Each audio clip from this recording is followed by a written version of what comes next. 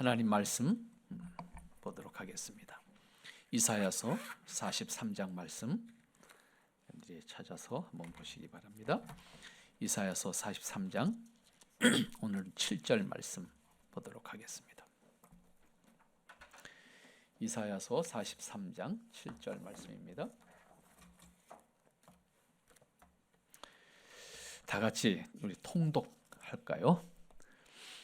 내 이름을 불러지는 모든 자 곧 내가 내 영광을 위하여 창조한 자를 오게 하라. 그를 내가 지었고 그를 내가 만들었느니라. 아멘. 잠시 기도합니다. 거룩하신 아버지 하나님, 아버지께서 허락하신 은혜를 통해서 부르신 자녀들이 한자리에 모였습니다.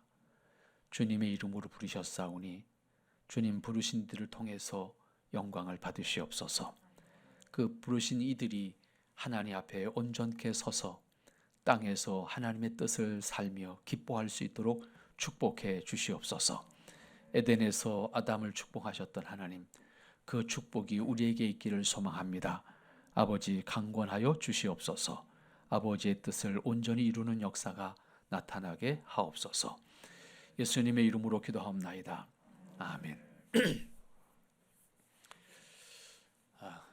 가끔 뵈니까 어떤 말씀이 이어질지 또 여러분들에게 어떻게 이렇게 전달될지 사실 걱정이 됩니다. 매우 의도적으로 제가 지난 시간부터 창조부터 이야기를 시작을 했습니다. 앞으로 계속 되어질 겁니다. 가장 기본적인 신앙의 틀을 만드는 작업이 돼야 되지 않겠나 그런 생각을 했습니다. 한 기본적인 질문입니다. 인간이란 누구인가? 나는 누구인가? 뭐 그런 질문이죠. 아주 어떻게 보면 통속적인 질문이기도 하고 많은 사람들이 그 질문에 대해서 다 이야기하기도 합니다. 가장 근본적인 질문이기 때문에 역사상 모든 사람들이 생각했었고 각 분야의 전공자들이 과연 인간은 어떤 존재인가를 탐구하기도 하고 대답도 내놓았습니다. 하지만 지금까지 누구도 그것에 대해서 그래 그게 인간이야 라고 동의하기가 참 어렵다. 그저 말하는 것들이 인간의 어떠한 측면을 이것을 인간이라고 말하고 있지 그렇기 때문에 인간이야 라고 대답할 수 있는 것은 참 어렵다 그리고 없다 라고 하는 생각을 하게 됩니다. 여전히 인간은 인간 자신에 대해서 그래서 묻고 있습니다. 나는 누구인가? 나는 누구인가? 인간은 누구인가? 그런데 그렇게 아름답게 보였던 인간이 어느 날 너무 악한 모습을 볼 수도 있고 너무 추한 모습을 볼 때 저게 인간인가? 라고 할 때는 인정하고 싶지도 않고 동의하고 싶지도 않은 거예요. 그래서 여전히 많은 철학자들이 대답을 했고 인류학자들도 말을 했고 하지만 그 대답에 동의하기가 참 어렵습니다. 유사 이래로 지금까지 인간은 자신이 누구인지를 물었지만 그런 의미에서 그 대답을 여전히 찾고 있는 중이다 라고 하는 겁니다. 그 이유는 왜일까라고 하는 거예요. 가장 근본적인 이유는 근본을 모르기 때문입니다. 다시 말하면 인간의 기원을 모르기 때문입니다. 인간의 기원을 알아야 인간이 어떤 존재인지를 말할 수 있겠는데 인간의 기원, 출발점, 그 출발점을 모르는 거예요. 때문에 말하는 대답은 전부 그 이후에 형성된 어떤 측면들을 가지고 인간이라고 해석을 하지만 동의는 못하는 거예요. 일반적으로 우리는 진화론적 그러한 가치를 가지고 있는 사회 속에서 교육을 받았습니다. 그래서 우리도 스스로도 모르는 사이에 우리 인간을 이해함에 있어서 진화론적 가치관 속에서 인간을 이해하고 있습니다. 그러면 진화론적 가치관 속에서 인간을 정의 내릴 수 있을까? 그래서 답을 못 내리는 거야. 반대로 말하면. 왜? 이미 우리는 진화론적 가치가 우리를 지배하고 있기 때문에 인간을 정의 내릴 수가 없어요. 절대로. 왜냐하면 진화론의 논리가 존재된다고 하면 우리는 여전히 진화되어지는 도중에 있는 사람이잖아요. 근데 나를 뭐라고 정의 내릴 거예요? 그리고 우리 미래의 인간은 그럼 어떤 존재? 우리 과거의 인간은 어떤 존재예요? 이걸 누가 정의 내릴 거예요? 이 체계를 가진 한 인간에 대한 정의는 내릴 수가 없다라고 하는 것이 아마 맞지 않겠나. 만일에 정의를 내린다고 하면 어떤 토막을 잘라서 내릴 수 있을 거예요. 이런 모습은 이게 인간이야, 이 시대는 이게 인간이야 라고 말할 수는 있을지 모르겠습니다. 결국은 인간이 누구인가 라고 하는 말에 대한 대답을 많은 사람들이 많은 시대에 걸쳐서 이야기했지만 결국은 그것을 정의 내리기가 어려웠다라고 하는 것이고, 그 정의를 내리는 사람들마다 그런 의미에서 그러한 존재론적 이해를 전제로 해서 정의를 내립니다. 이에 기독교 신앙은 무엇을 말하는가라고 하는 거예요. 성경 66권이 신비예요. 이게 전제되지 않으면 기독교는 성립이 안 됩니다. 신비라고 하는 것은 그냥 이상하다는 얘기가 아니에요. 사람이 구성할 수 없는 말씀이다라고 하는 의미입니다. 단순히 모르기 때문에 신비다라는 얘기가 아니에요. 인간이 만들 수 없는 것이기 때문에 신비란 뜻이에요. 그런데 그 구조 역시 다르지 않아요. 그 신비가 뭐냐면요, 66권을 하나로 묶어서 오늘 우리가 성경으로 가지고 있도록 하는 것은 누가 했는지 아무도 모른다는 거예요. 그런데 그 구조가 기가 막혀요. 창세기 1장 1절이 그래서 중요해요. 만물의 근원을 분명하게 말하고 있는 거예요.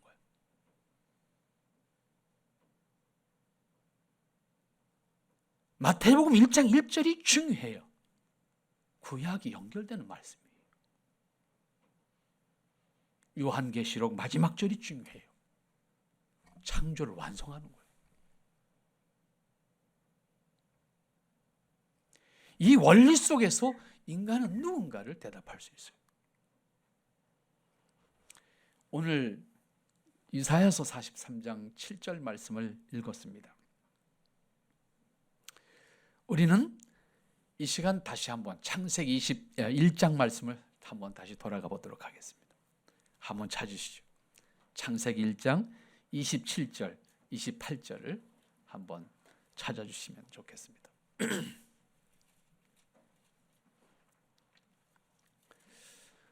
찾으셨으면 이제 우리 큰 소리로 같이 한번 읽도록 하십니다. 창세기 1장 27절과 28절 말씀입니다. 다 같이 읽습니다. 시작.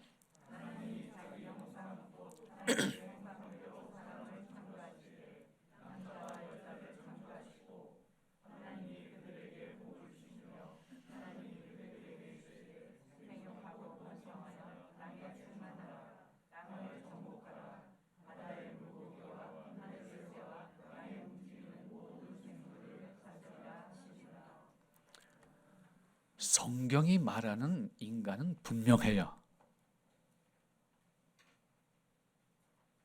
성경이 말씀하고 있는 인간은 하나님이 창조한 인간이에요. 그런데 어느 날 만들다 보니까 대충 만든 것이 아니고 하나님의 영원한 뜻 안에서 인간을 창조하셨고, 그 창조하심의 과정의 이야기잖아요. 하나님이 우리가 우리의 형상대로 사람을 만들자 하시고, 하나님 스스로가 하나님의 형상을 담은 인간을 만들겠다고 하신 거예요.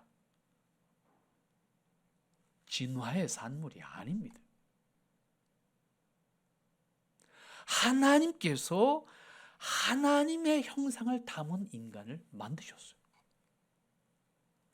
성경은 인간의 기원과 근원에 대해서 분명하게 말씀하는 겁니다. 이것은 기독교 신앙에 있어서 가장 중요한 것이고 근본되는 겁니다. 하나님의 창조를 믿는가 하는 질문에 대한 대답이 어떻게 되어지느냐에 따라서 인간을 이해하는 것과 함께 기독교 신앙을 이해하는 것이 전혀 다른 각도로 갑니다. 그런데 아쉽게도 한국교회는 창조에 대한 확고한 이해를 하지 못한 상태에서 관념적으로 이해를 했어요.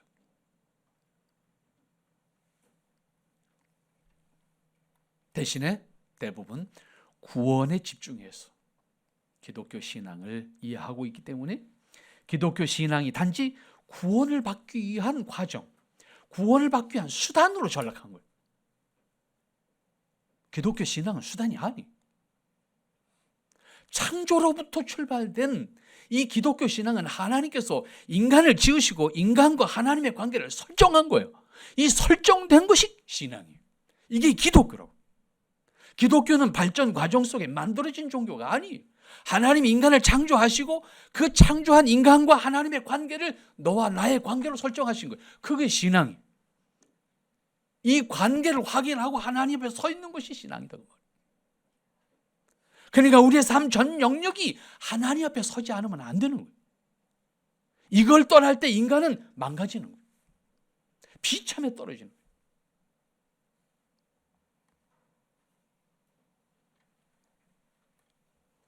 신앙조차도 결국은 자신의 이기적인 목적을 위한 도구가 되고 말게 된 겁니다. 이 아픈 마음이 어디서 나오냐면요, 사회와의 관계 아니에요. 우리 교회끼리 하는 소리. 너네 교회 구원 없다, 우리 교회 구원 있다. 이 논리가 도대체 어디서 나오는 논리냐고.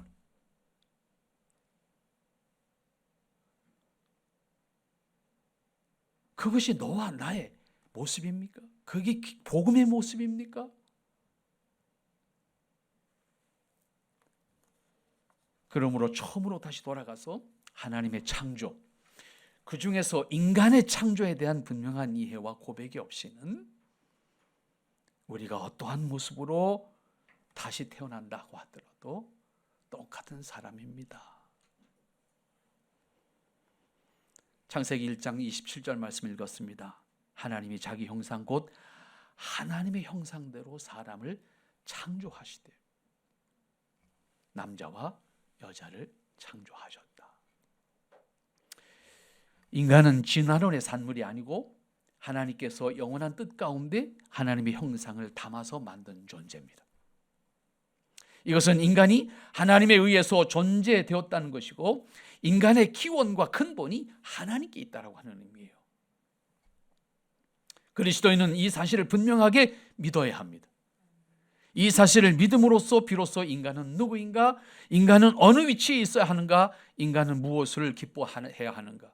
인간은 어디에 있어야 하는가? 이와 같은 질문에 대답을 할 수가 있게 되고 나의 위치를, 나의 모습을 만들어가는 사람이 될 수가 있는 겁니다. 그리고 그 답은 믿음으로 살아야 하는 인간의 본분과 도리를 스스로 깨닫고 하나님 앞에 설 수 있는 사람이 되어야 하는 겁니다. 여기서 중요한 것이 무엇인가 하면 하나님의 형상이라고 하는 단어입니다. 하나님의 형상을 사람에게 담았다고 했어요. 이 형상이 뭘까라고 하는 거예요. 그것은 일반적으로 인간은 이성을 가졌기 때문에 만물의 영장이라고 인간이 교만하게 대답합니다. 그 수준을 넘어서는 대답이 이 형상이라는 단어 속에 있는 의미입니다. 인간에게만 하나님의 형상을 주었다. 인간이 만물의 영장일 수 있는 것은 단순히 이성을 가졌기 때문이 아니에요. 하나님의 형상을 가졌기 때문입니다. 이때 하나님의 형상이라고 하는 것은 표현하기 어렵지만 우리가 이해할 수 있는 단어로 바꾼다면 인격이에요. 다만 일반 사람들이 말하는 인격이라는 단어 속에 하나를 더 넣어야 돼요. 일반적으로 사람을 말할 때 사람의 인격을 말할 때 지정의라고 말해요. 이게 다른 동물에게는 없다라고 하는 의미잖아요. 인간만 가지고 있는 지정의라고 하는 요소가 인간일 수 있는 가장 중요한 요소라고 생각하지 않습니까? 여기 한 가지가 더 들어가야 돼요. 이게 창조를 믿는 사람들에게 있어서 인격이에요. 이게 다른 단어가 없으니까 제가 쓰는 말로 바꾸면 신앙인격이라고 표현하면 좋겠어요. 우리 기독교 신자가 가지고 있는 신앙으로 이해하는 인격, 그 인격은 지정의에 영이 더 들어가요. 왜? 인간만 하나님과 교통할 수 있는 수단을 주셨어요. 이게 영적인, 소위 영성이라고 하는 단어로 우리가 사용하는데 이게 인격 속에 들어있어요. 이걸 인격과 분리할 수 있는 게 아니에요. 인격과 함께 있는 거예요. 그래서 제가 첫 시간부터 강조했던 하나님 앞에 인격으로 선다라고 하는 단어가 그냥 사회에서 말하는 인격의 개념이 아니고 여기 영성이 포함된 하나님과의 관계 속에 서는 거예요. 그분과 유일하게 교통할 수 있는 것은 사람입니다. 어떤 동물도 하나님의 형상을 가지고 있지 않기 때문에 교통할 수가 없다는 겁니다. 이 말은 하나님이 창조하신 만물 가운데 인간에게만 하나님과 교통하고 하나님의 뜻을 공유하고 인간만 할 수 있는 거예요. 이게 하나님의 뜻을 공유하고 하나님과 함께 기뻐하고 하나님이 기뻐하시는 것에 함께 기뻐할 수 있는 사람이 되도록 한 것이 인간이다. 그러므로 인간은 피조물 가운데 하나님과 영원히 교통할 수 있고 하나님과 영원히 기뻐할 수 있는 유일한 존재로 지으셨다라고 하는 겁니다. 여기서 인간은 하나님을 기뻐하는 자로 영원히 하나님과 함께하는 인간인 거예요. 여기서 놓쳐서 안 되는 것은 인간은 하나님과 교제의 상태, 하나님과의 관계 속에 있지 않으면 안 된다라고 하는 거예요. 동시에 하나님의 뜻을 공유할 수 있도록 인간에게 능력을 주셨기 때문에 그 뜻을 공유함으로 하나님의 기뻐하시는 것을 살아야 되는 거예요. 그게 에덴에 인간을 지으시고 인간에게 주신 인간의 모습이라고. 그런데 그 인간이 그걸 거부했을 때 인간은 그때부터 망가지는 거예요. 결국은 하나님이 기뻐하시는 것에 동참할 수 있는 기쁨이 우리가 추구해야 되는 기쁨이다, 그 말이에요. 그리고 하신 말씀이 뭐였습니까? 남자와 여자를 창조하셨다 그랬어요.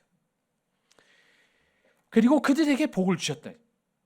결국 사람은 남자와 여러 여자로 지으셨다는 것 또한 우리가 매우 중요하게 이해해야 됩니다. 요즘 동성혼인 문제로 이 문제를 가지고 사회적인 이슈가 됩니다. 마치 동성혼인을 인정해야 인권을 구현하는 것처럼 말합니다. 이때 기준이 뭐예요? 나예요. 나. 인간 나입니다. 하나님이 없다고요. 내가 하고 싶은 거 내가 하는데 말리면 인권이 문제가 되는 거예요. 그 개념이거든요. 이 개념이. 그런데 성경은 분명히 남자와 여자로 지으셨다. 여기에는 기능과 역할과 책임이 다른 거예요. 우열의 문제가 아닌 거예요. 그런데 기독교 신앙을 가졌다는 사람들조차도 이 문제를 동의합니다. 어떻게 하겠습니까? 과연 이 말씀을 믿는가 하는 질문을 다시 하게 됩니다. 하나님이 인간을 창조하셨다는 것을 믿는가? 이 질문을 분명히 하지 않으면 안 되는 것이 이 문제에 다시 나와요. 반드시 남자와 여자를 주셨다는 사실을 믿어야 합니다. 그리고 그들에게 복을 주었다고 했습니다. 그 복은 생육하고 번성하여 땅에 충만하라. 그리고 모든 생물을 다스리라. 네 마음대로 하라. 네 욕심대로 하라. 그 의미가 아니에요. 이때 보기는 이미 하나님과의 관계 속에 있는 인간이잖아요. 하나님과의 관계 속에 있는 인간으로서 생육하고 번성하고 땅에 충만하고 모든 생물을 다스리라고 하는 것은 하나님의 피조 세계에 대한 관할권, 하나님 피조 세계를 하나님 기뻐하시는 대로 관리하는 관할권 인간이 주셨다는 의미입니다. 그것을 통해서 내가 기뻐할 수 있는 사람이 되라. 그것을 통해서 하나님과 함께 기뻐할 수 있는 사람이 되라. 피조 세계에 대한 관할권을 말씀하시고, 그런데 이거를 과거에 특별히 18세기, 19세기 서양의 기독교가 이것을 단순히 물질 축복의 개념으로 이해를 했어요. 그래서 소유와 생산만 극대화되면 이걸 복이라고 생각했다. 그래서 결국은 다 파괴하는 자연, 하나님께서 만들어 주신 자연을 파괴하는 우를 범하게 됩니다. 이제 와서 후회한다고.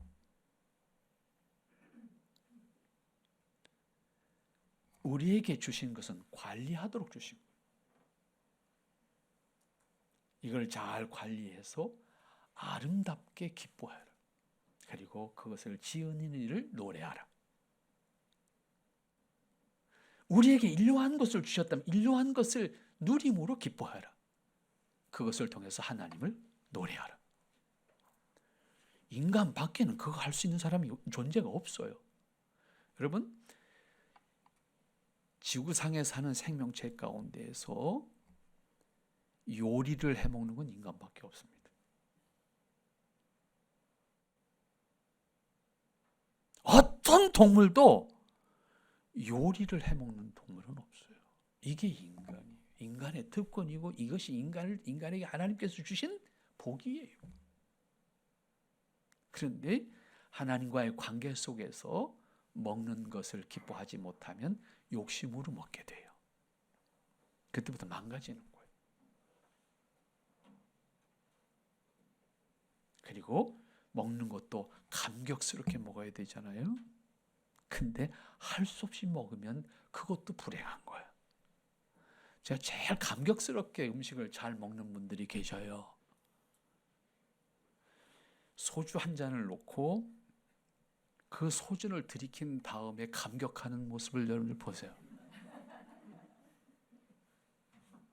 적어도 그 정도는 먹어야 돼요. 아니, 할 수 없이 넣어주면 이게 불쌍하지 않아요? 내 스스로에 대한, 여러분 자존감을 다른 데 가서 찾지 마세요. 때우지 마시라고 말이에요. 음식을. 내 스스로 자존감을 내 스스로 만들어야 되는데 소주 한 잔에 감격하는 그분들만도 못하면 하나님 믿는 사람으로 자존심이 상하는 겁니다. 그래서 우리는 빵 쪼가리 하나라 그러는데 서양 사람들은 주식인데 감격하세요.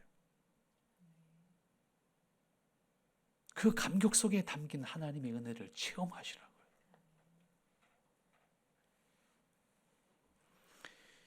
다시 성경을 한번 찾겠습니다. 창세기 2장 찾겠습니다. 창세기 2장 15절. 창세기 2장 15절.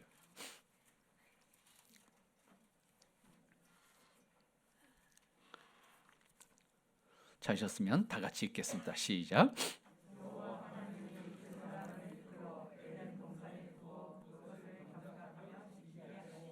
네. 앞에서 잠시 말씀드렸어요.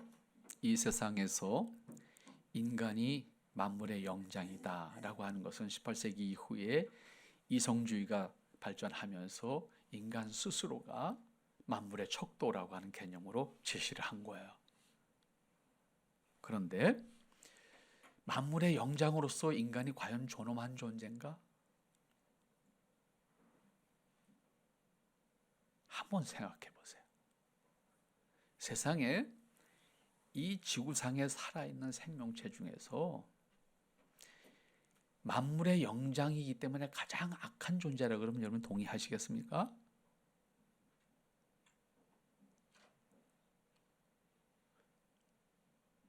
중요한 사실은요, 지구상에 살아있는 생명체 중에서 동족을 가장 많이 죽인 건 인간밖에 없어요.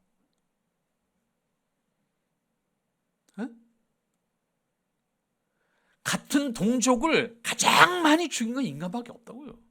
어떤 동물이 자기 동족을 죽여요? 한번 생각해 보시라니까요. 어떤 동족이 자기 동족을 그렇게 많이 죽이냐고요.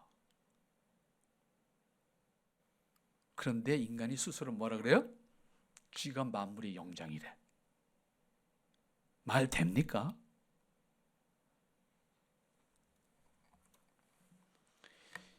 인간이 스스로 만물의 영장이고 만물의 척도라고 교만하게 말할 수 있었던 것은 이성을 가진 존재라고 하는 것이기 때문에 그렇다는 거예요. 그러나 이것은 하나님을 모르는 무신론적 사고 구조 속에서는 가능합니다. 그러나 적어도 하나님을 믿는다면 이 말은 안 돼요. 만물에 비해서 존엄하다고 하는 것은 하나님의 창조를 모르는 사람들에게 있어서는 가능한 이야기입니다. 왜냐하면 타락한 인간은 이성을 가졌기 때문에 오히려 다른 동물들보다 더 악하고 이기적이다라고 하는 사실을 증명했습니다.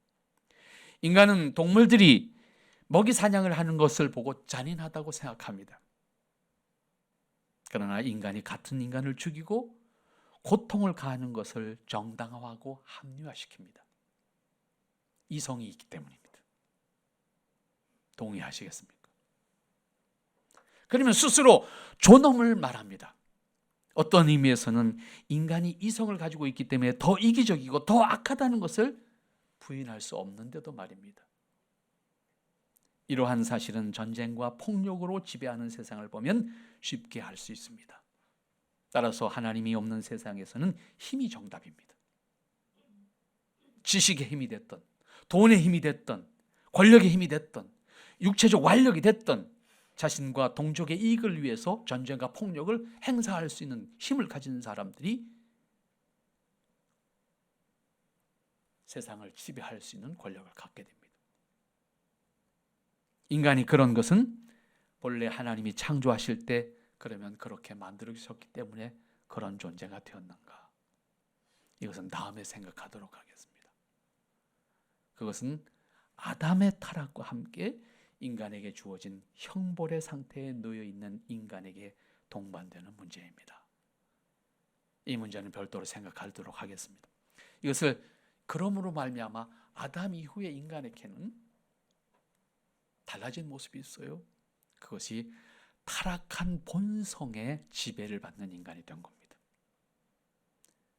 인간은 하나님 나라에 다시 임하기까지 이 세상에 사는 동안 인간은 타락한 본성의 지배를 받는 인간입니다. 내가 거듭났다고 몇만 번 고백하더라도 내 안에 타락한 본성은 여전히 숨어 있습니다. 이것이 없어지질 않아요, 절대로. 다만 이것은 선과 악의 반비례의 관계라고 어거스틴이 정리를 했는데, 반비례, 선이 나를 지배하고 있는 동안 악이 안 나타날 뿐입니다. 그래서 훈련이 필요한 거예요. 그래서 그걸 억제시켜서 드러나지 않도록 나를 컨트롤해 가는 거예요. 그래서 신앙생활이 필요한 거예요. 그러나 내가 이 나를 컨트롤했던 이 선이 조금 게을러지기 시작하면 나도 모르게 한쪽에서 그 악의 요소가 기어 나와요. 그래서 나를 움직여, 나를 혼란스럽게 만들기 시작해요. 갈등하게 만들기 시작해요. 인간은 모두 타락한 본성의 지배를 받고 있기 때문에 이성도 그 영향을 받지 않을 수가 없습니다. 그래서 이성조차도, 신앙조차도 이기적으로 작동하게 됩니다. 그래서 신앙을 가지고도 우리 편론의 편을 나눌 수밖에 없는 인간의 한계를 드러내는 겁니다.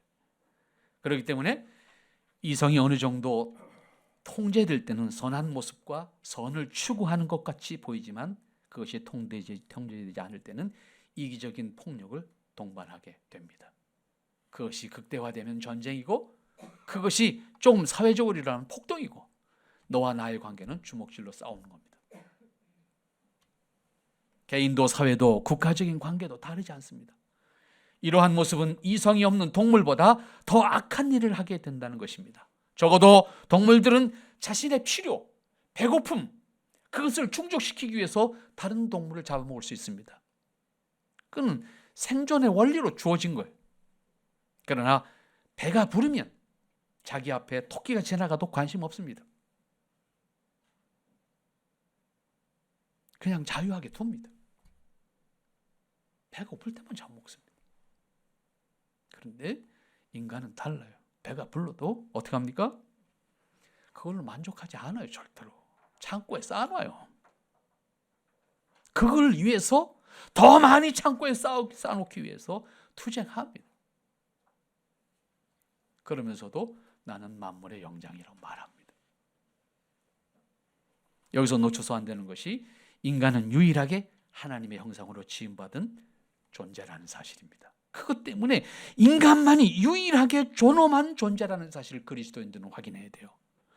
내가 존엄할 수 있는 것은 내가 하나님의 형상으로 지음받은 존재이기 때문입니다. 여기에 자존심을 걸어야 돼요. 그리스도인의 자존심은 여기 있는 거예요. 내가 하나님의 형상을 담은 존재라는 거예요. 모든 인간은 하나님의 형상입니다. 그 형상으로 우리는 너를 존엄하게 대할 수 있는 것이 인간의 기본 도리입니다. 나 외의 모든 인간을 똑같이 하나님의 형상을 가진 사람으로 존경할 수 있어야 된다고 말이에요. 사랑할 수 있어야 된다 그 말이에요. 내가 사랑해서 축복받기 위해서 사랑하라는 얘기가 아니다. 그건 기독교 신앙 아니에요. 내가 복받기 위해서 사랑하는 거, 그건 기독교 신앙 아닙니다. 그건 불교 신앙 굳이 표현하면. 그래서 불교는 복을 짓는다 그래요. 불교의 용어로 말하면 복을 짓는 겁니다. 내가 복을 만들어 간다 그 말이고.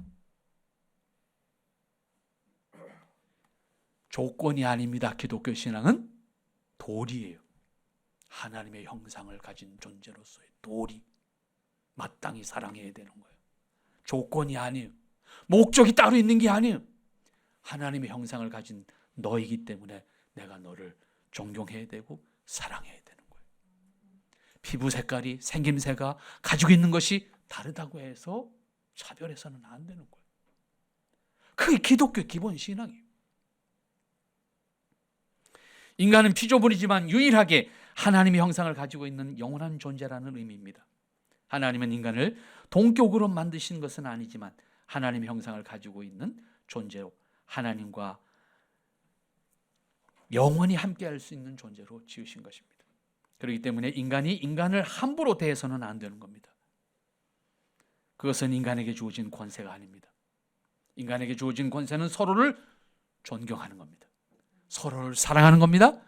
서로를 존엄하게 대하는 겁니다. 결코 함부로 대할 수 있는 존재가 아니라는 의미입니다. 하나님을 대하듯 존엄한 존재로 존경하고 신뢰하고 사랑할 수 있는 관계를 만들어야 되는 것이 그리스도인입니다. 그것이 하나님의 형상으로 지음받은 자신을 아는 그리스도인의 모습이다 그 말입니다. 그러한 관계가 있을 때 행복한 인간의 모습이 있는 거예요. 그것은 하나님과의 관계가 항상 전제되어 있는 겁니다. 사람은 인종이나 지식이나 재능이나 생김새와 같은 것을 전제로 해서 비교하고 평가하고 우월의식을 가지게 됩니다. 그러나 창조의 원리에서 생각하면 모든 인간은 동등해야 합니다. 모든 인간은 서로를 존중해야 합니다. 모든 인간은 서로를 사랑해야 합니다. 모든 인간은 서로를 하나님의 형상으로 아름답게 관리해야 합니다. 하나님의 유일한 형상을 가진 존재로서 가장 아름답게 여기신 것이 사람이기 때문입니다. 시편 8편 말씀을 제가 읽도록 하겠습니다. 시편 8편 4절로 8절까지 말씀을 가서 보면 사람이 무엇이기에 주께서 그를 생각하시며 인자가 무엇이기에 주께서 그를 돌보시나이까. 그를 하나님보다 조금 못하게 하시고 영화와 존귀로 관을 씌우셨나이다. 하나님이 우리를 귀하게 만드신 거예요. 유일하게 하나님의 형상을 담은 존재로. 그리고 하나님은 우리를 그렇게 기뻐하셨고 우리를 돌보시고 하나님보다 조금 못하게 지으시고 우리로 하여금 하나님을 기뻐하게 하셨다 그 말입니다. 오늘 본문 말씀 이사야서 43장 21절 말씀 다시 한번 다 같이 읽도록 합시다. 내 이름으로 불리는 모든 자 곧 내가 내 영광을 위하여 창조한 자를 오게 하라. 내가 그를 지었고 그를 만들었나니라. 이 말씀이 오늘 결론의 말씀이 될 것 같습니다. 피조물 가운데 인간을 왜 이렇게 유별나게 인간과 관련해서 인간에 대해서만 말씀하셨을까? 하나님께서 인간을 누구를 위해서 지으셨기 때문에 하나님 자신의 영광을 위해서 지으셨어요. 이 말은 다시 바꾸면 이런 말이 돼요. 인간은요, 하나님의 자존심이에요. 에? 인간은 하나님의 자존심이라고요. 그래서 버릴 수가 없는 거예요. 뭐야 아쉬워요 그분이. 뭐야 아쉬워서 인간에게 그렇게 애걸복걸 하듯 성경에서 말씀하고 있냐고요.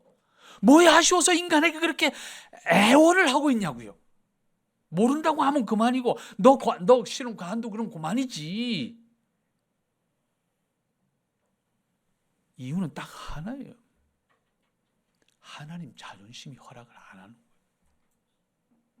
사랑의 대상이고 기쁨의 대상이고 영광의 대상이기 때문에 하나님이 우리를 버릴 수가 없는 거예요. 여러분, 우리는 우리끼리도 자존심 갖고 싸우잖아요. 난 다음에 끝난 다음에 아무것도 아닌데 결국 그 자존심 때문에 우리 목숨을 걸잖아요. 하나님께서 우리를 하나님의 자존심으로 여기신다면 여러분 어떻게 행동하셔야 되겠습니까? 어떤 모습으로 내가 있어야 되겠습니까? 하나님이 창조한 만물 가운데 인간이 제일 되도록 하신 이유는 결국 하나님 자존심인데 하나님의 형상을 가진 유일한 존재로 그래서 지으셨다는 것이고, 두 번째는 하나님의 창조 목적을 완성할 수 있는 유일한 존재로 지으셨기 때문입니다. 이것은 인간에게만 유일하게 하나님의 형상을 준 이유이기도 합니다. 직접적으로 표현하면 만물 가운데 인간만이 하나님과 교통할 수 있을 뿐만 아니라 인간만이 하나님을 기뻐할 수 있는 유일한 그리고 영원한 존재이기 때문입니다. 이것은 인간이 무엇을 기뻐할 것인가? 라고 하는 질문에 대한 답도 하나님을 기뻐하는 것이 답이라고 할 수 있어야 되는 이유가 우리에게 있는 겁니다. 인간이 무엇을 기뻐할 것인가? 단순히 내가 좋아하는 것을 기뻐할 것인가? 사람을 기뻐할 것인가? 먹는 것을 기뻐할 것인가? 취미생활을 기뻐할 것인가? 다 괜찮아요. 하지만 그것이 하나님이 허락하신 은혜였다라고 하는 사실을 노래할 수 있어야 돼요. 아무리 꽃이 아름다워도요, 얘가 하나님을 노래하진 못해요. 왜? 얘 안에는 뭐가 없어요? 인격이 없어요. 인격이. 다만 얘를 보고 노래할 수 있는 건 하나님의 형상을 가진 사람인 거예요. 그런데 내가 스스로 만족하고 끝나면 이건 하나님 모르는 사람인 거예요. 아주 간단해요. 이걸 보고 하나님을 노래할 수 있는 하나님을 믿는 사람이에요. 사람을 지으신 목적이 거기 있는 거예요. 그런데 하나님을 믿는다고 하면서도 나만 만족하고 있어요. 내 기쁨으로 끝내. 더 답답한 건요, 하나님 믿는다고 하면서도 감정이 없어. 예쁜 건지 미운 건지조차 감정이 없어. 그런데 말로는 뭐라고 그래? 하나님 지었대. 어떻게 하겠다는 거예요? 하나님 믿지 않는 사람들이 쓴 시를 보세요. 그 시를 사람들이 읽으면서 눈물을 쫄쫄 흘려요. 그런데 정작 예수 믿는 사람은 감정이 없어. 세월이 갔나 봄이 왔나 허락되어진 것조차 누리지를 못해요. 여러분, 병원에 입원하신 분들이 소원이 하나 있어요. 내 마음대로 밥 한번 먹어봤으면 좋겠다. 그러잖아요. 근데 맨날 먹으면서 그 감격이 없어. 어떻게 하겠다는 거예요? 그런데 내가 예수님 잘 믿는데 뭘 잘 믿는지 잘 모르겠지만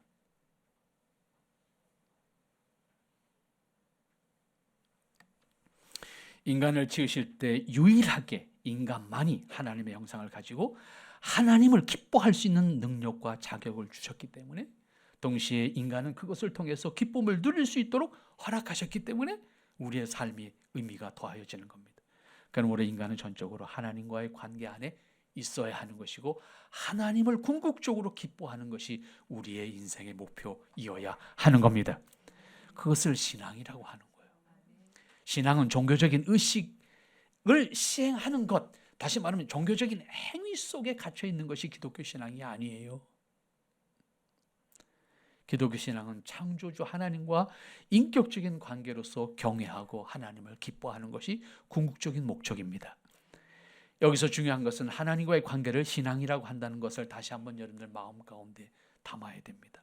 하나님의 형상으로서 인격을 가지고 하나님 앞에 서 있는 상태를 신앙이라고 하는 겁니다. 그 상태에 사는 것, 그 상태에서 하나님 앞에서 인격적 관계 속에서 행하는 것, 일하는 것, 쉬는 것, 여행하는 것, 모든 것까지 그 하나님과의 관계 안에서 시행되어질 때 우리가 행하는 것이 하나님이 기뻐하는 것이 되는 겁니다. 그러나 그것을 그렇게 행하는 것이 단지 하나님이 무서워서 두려워서 행하는 것이라고 하면 하나님과의 관계가 온전하지 않다는 의미입니다. 앞에서 하나님 앞에서 기뻐함으로 자유함으로 행하는 것이 아니다, 그런 의미입니다. 만일 자유할 수 없다면 그것은 분명히 하나님이 기뻐하시지 않는 일입니다. 어디서 무엇을 하든지 그것이 하나님께서 기뻐하시는 일이라고 하면 여러분은 자유할 수 있어야 합니다. 자유로 행할 수 있다면 그것은 곧 신앙의 행위입니다. 이러한 사실을 전제로 해서 생각하면 인간은 전적으로 하나님과의 관계 안에서 존재하도록 지음을 받았기 때문에 하나님과의 관계를 떠나서 행하는 것은 곧 불행과 화를 자초하게 되는 것입니다. 하나님 없는 상황에서는 인간이 절대자가 되기 때문에 인간의 욕구를 충족시키는 것을 목적으로 해서 행동하게 되고 거침없이 자신의 그 행동을 합리화시킵니다. 인간은 자신의 목적을 위해서 무엇이든 정당화할 수 있는 이성을 가지고 있습니다. 그렇다고 그것이 정당한 것은 결코 아닙니다. 하나님 앞에서 다른 인격을 부정하는 것은 하나님께서 허락하신 존엄을 부정하는 것이 되기 때문입니다. 이것은 하나님의 자존심의 문제를 우리 스스로가 부정하는 것이 되고 맙니다. 인간 사회에서 인격이 부정되는 것은 불행과 악이 지배하는 것을 의미합니다. 따라서 일반 교육을 통해서 인격을 함양시키기 위한 노력을 하지 않습니까? 하지만 문제는 타락한 본성의 지배를 받고 있는 한 교육으로 인격을 완성할 수 없다는 것도 역사가 증명하는 사실입니다. 때문에 끊임없이 좌절하는 거예요. 여러분, 전 세계에서 대한민국이 전체 국민의 교육 수준이 전 세계에서 가장 높은 나라입니다.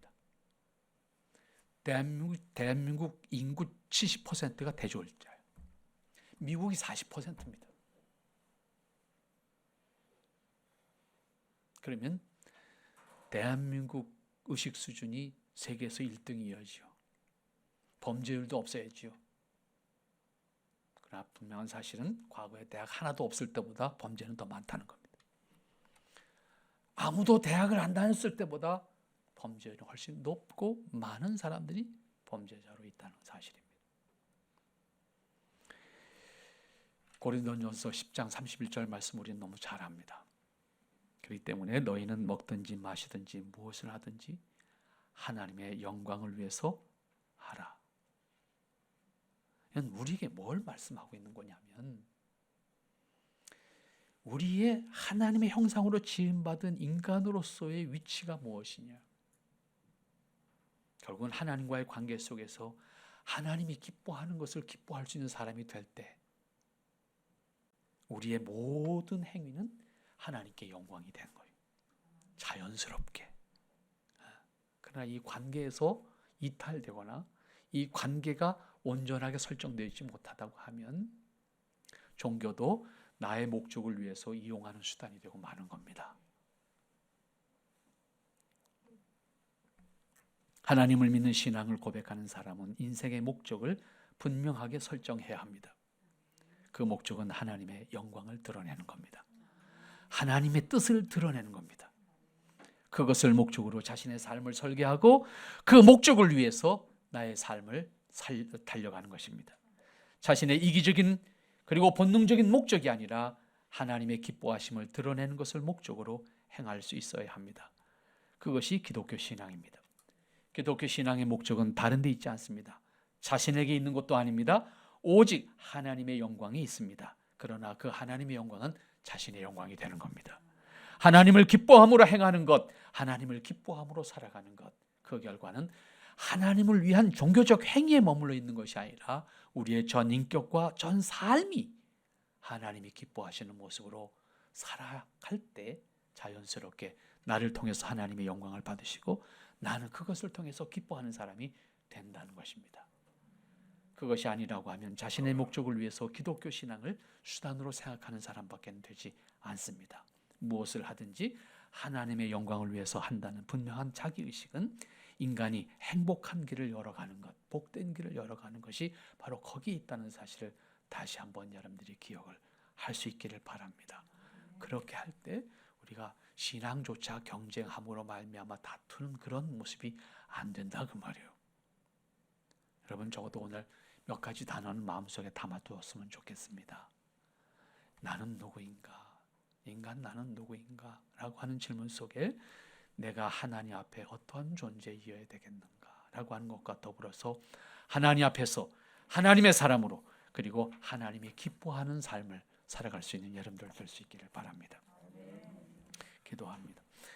거룩하시고 자비로우신 아버지 하나님, 은혜와 사랑을 감사합니다. 아버지께서 허락하신 그 뜻과 은혜를 따라서 오늘 이 자리에 함께 할 수 있는 지체들, 하나님 기뻐하시는 생명들로 구별해 주셨사오니 하나님 구별하신 생명들, 하나님 기뻐하시는 은혜 가운데 온전히 그리고 끝까지 주님의 뜻을 살아갈 수 있는 심령들로 아버지께서 간섭하시고 만들어 주시고 또 강권해서 인도해 주시옵소서.